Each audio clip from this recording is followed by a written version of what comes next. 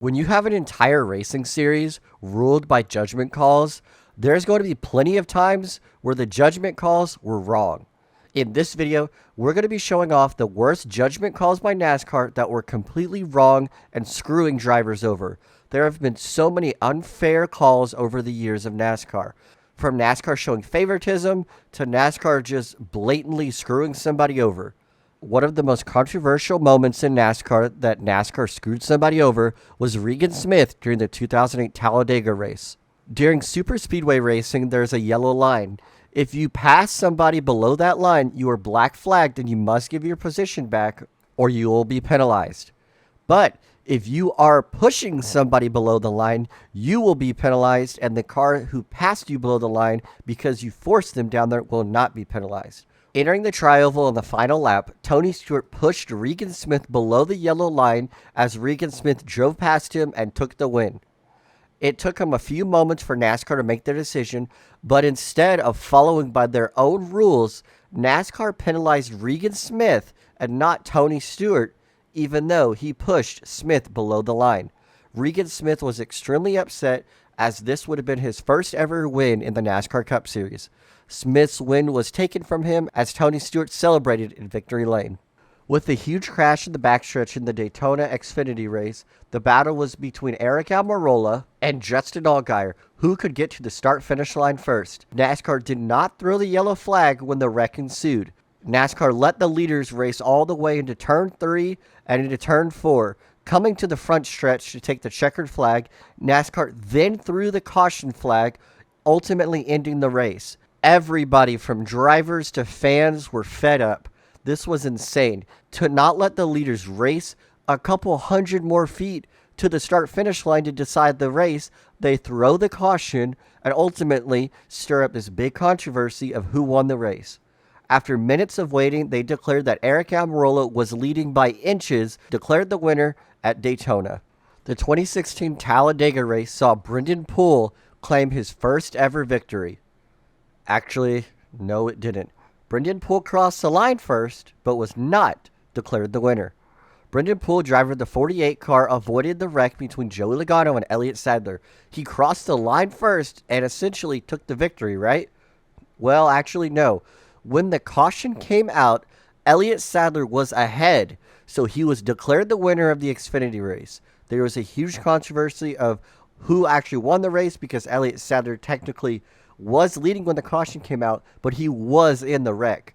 Brendan Poole avoided it and crossed the line first. And Brendan Poole, still to this day, has never won a NASCAR race. During the 2020 Texas race, it started raining, and NASCAR, like usual, did not throw a caution. Actually, they didn't throw a caution in 2020, and 2021, and 2022.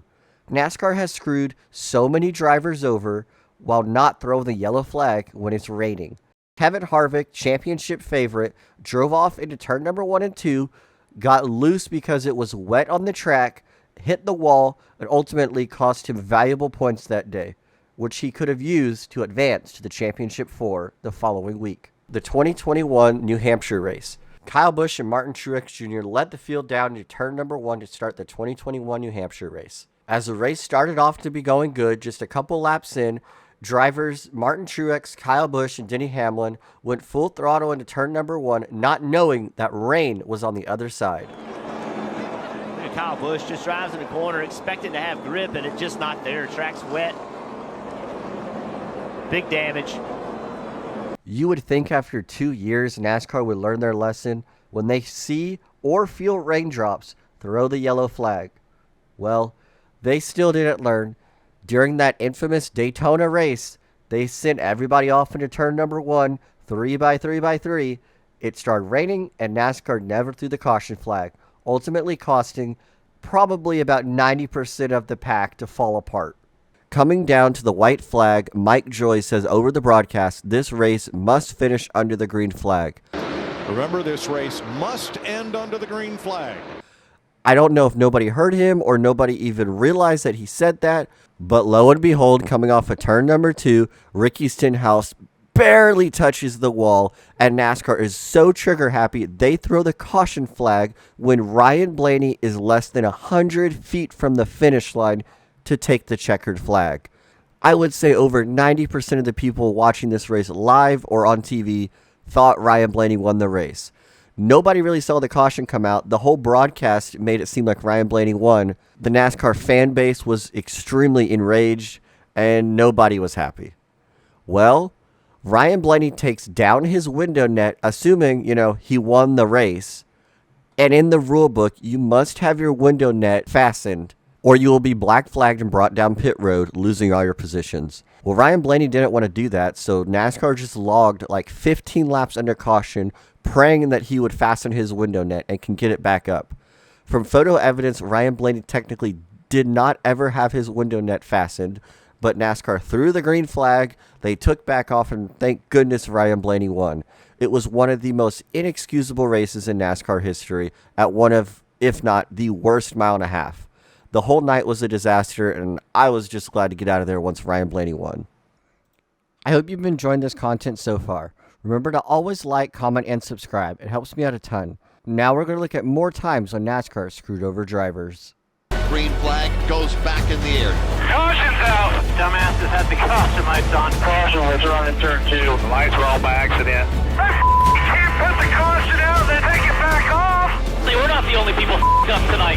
What the hell, NASCAR? Audio at the Charlotte Roval that Cole Custer and the 41 team purposely manipulated the outcome of the race by having Cole Custer block certain cars so that his teammate Chase Briscoe could gain more points and advance to the round of 8 in the playoffs. Cole Custer was docked 50 driver points. Owner points also docked 50 for that 41 team. $100,000 fine for the crew chief, and also Mike Shiplett indefinitely suspended and fined. To the inside of Elliott, it's going to be Kevin Harvick. They're door to door. You're clear. Hit your mark now. Let's go. Looks like a left front tire is going down on Chase Elliott. Does that every week. Tries to run into you and get a flat tire. You. Where's the 5 at? The hell come out. 9's going to block his ass off for the 5. He'll come inside. There he is even. Still there. All clear. Crossing over. Back in line. Bumper. Kevin Harvick roughed him up a little bit, but Larson survived. Bobby Hamilton unable to clear top of 9 until just now. Looks like he's got him cleared now. Look, here comes Ricky Craven back on the outside. Way on the outside. Almost into the wall. They're dicing and dancing again as they cross the start finish line. Bobby Hamilton makes the pass. And problems right as they go across the start finish line. Another big crash as they go across the start finish line. And the white flag had come out as they cross the start finish line. That will mean, I believe, Bobby Hamilton will win the Florida Dodge Dealers 250. Bobby Hamilton just riding behind Jimmy Spencer. And we have to remember there are trucks that have come to a stop just inside of turn number 1. There was an accident that took place just as the pack was going by the start finish line. Checkered flag flies. We'll find out if it's Jimmy Spencer or Bobby Hamilton. Wow, Bobby Hamilton was aggressive on that last lap, wasn't he? Well, he sure was. He drove to the outside. Ultra Motorsports celebrating. I don't think we know the answer to this question yet, Rick. Bobby Hamilton is just discussing what happened at the end of the race. Did you think he won? Well, I mean, they got footage of it, and they're supposed to use the footage. I don't know when the flag fell, but the light should have come on with the flag, and I was ahead of them when the light come on, because I looked in the mirror, I seen smoke. I was right down there at the end of pit road, the light come on, and I was a half a truck ahead of him. So that's where the timing line is, so I don't never say nothing. They're going to have to show me that one. All right, Bobby Hamilton a little bit upset at the finish of this race. All right, Jimmy Spencer's got to stay in the truck here as Red Dog Barnes' crew chief talks to him. Stand by for 1 second, because guess what? They're still reviewing video. I know this is crazy. It's not official yet, but let me tell you something. When they do announce it, if it's you, you're sitting in victory lane at Daytona. I believe I won the race. I saw the accident happening behind me and stuff, and I did not appreciate what Bobby did to me. He turned me sideways like that, and but that's why he was trying to win a race too. But it's going to be a long year, and he's got a tough son of a bee driving this team ASE Dodge. He is be careful. He ain't messing with some punk. When the yellow light comes on, Bobby Hamilton is in front of Jimmy Spencer. I think that's the yellow lights right there, Michael. See if we can see him go on here. Bobby's definitely ahead of him. There's a yellow light coming. I'm telling you, to me, that would be irrefutable proof that Bobby Hamilton would win this race. Not On the last lap, they will use video or any means necessary to try to determine who wins the race. He is getting the official word. Guess what? You're second today, buddy. Yeah, I know. I can't believe that. That's hard to believe. Unbelievable. This is just like Homestead whenever we didn't know for sure who the champion was at the end of 2003. They're going to fire up the Snap-on ASE Dodge, and they're going to back it up. Here goes Jimmy Spencer.